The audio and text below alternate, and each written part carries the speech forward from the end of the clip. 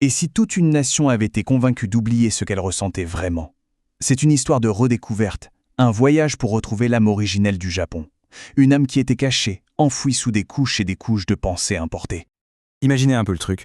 On nous apprend que nos émotions les plus spontanées, le chagrin, la joie, l'amour, eh bien tout ça ce sont des signes de faiblesse, des choses qu'il faut surmonter, qu'il faut cacher. C'est précisément ce conflit qui est au cœur de l'histoire qu'on va explorer aujourd'hui.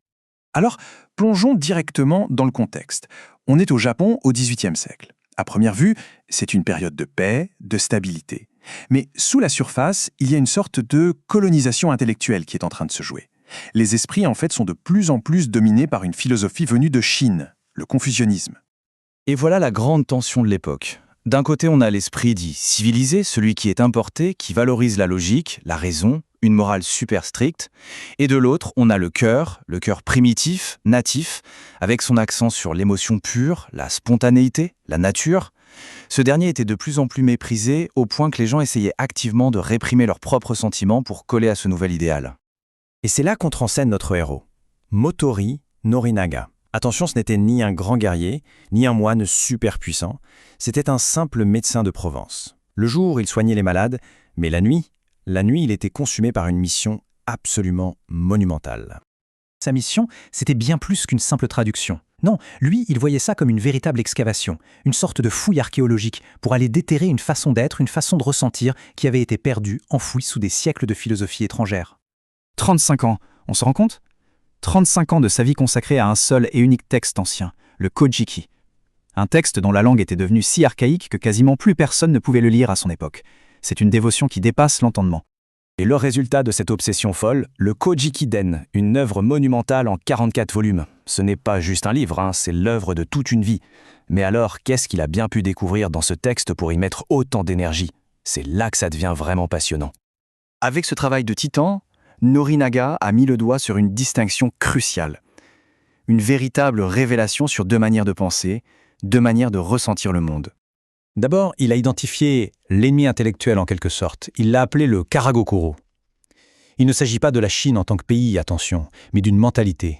C'est cet esprit qui a besoin de tout rationaliser, de tout faire entrer dans des cases logiques, de trouver une justification morale à chaque sentiment. Et face à ça, il a redécouvert le Magokoro, le cœur véritable. Et là, c'est tout l'inverse. C'est le siège de nos émotions pures, authentiques, brutes, telles qu'elles jaillissent avant même que notre cerveau tente de les analyser, de les juger ou de les justifier.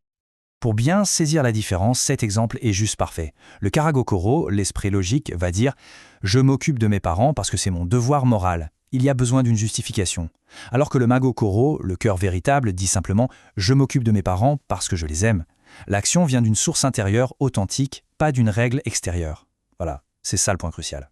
Mais où est-ce que Norinaga a bien pu trouver la preuve de tout ça? Eh bien, pas dans des traités philosophiques compliqués, non, mais dans les plus anciens mythes du Japon, dans les histoires des dieux eux-mêmes. Et c'est là que réside tout son génie. Il a compris que les dieux des mythes japonais n'étaient pas des êtres parfaits, lisses, omnipotents. Au contraire, ils sont étonnamment humains. Ils connaissent l'échec, la jalousie, le chagrin. Et pour Norinaga, cette imperfection divine est le vrai reflet de la réalité du monde. Prenez le premier grand mythe, celui d'Izanagi et Izanami. Ensemble, ils créent les îles du Japon. Mais leur histoire tourne à la tragédie. Izanami meurt en donnant naissance au dieu du feu. Et là, Norinaga met en lumière un détail crucial. Face à cette perte terrible, Izanami, qui est un dieu, ne reste pas stoïque. Il s'effondre, il pleure, tout simplement, sans retenue. Pour Norinaga, c'est la preuve ultime que le chagrin n'est pas une faiblesse, mais une partie divine essentielle de l'existence. Un autre exemple puissant, celui d'Amaterasu, la déesse du soleil. Blessée, effrayée, elle se réfugie dans une grotte, et hop, le monde entier est plongé dans le noir. Comment les autres dieux la font revenir? Ils ne la forcent pas, ils n'argumentent pas avec elle. Non. À la place, ils organisent une fête hyper bruyante et joyeuse juste devant sa grotte. Intriguée par leur rire, sa curiosité est plus forte. Elle sort pour voir ce qui se passe, et la lumière revient. C'est une superbe métaphore de l'esprit japonais. On ne résout pas une crise par la force, mais par l'harmonie et la joie. Bon, tout ça, ça peut paraître être de vieilles histoires un peu lointaines, mais en réalité, la pensée de Norinaga a une résonance incroyablement moderne.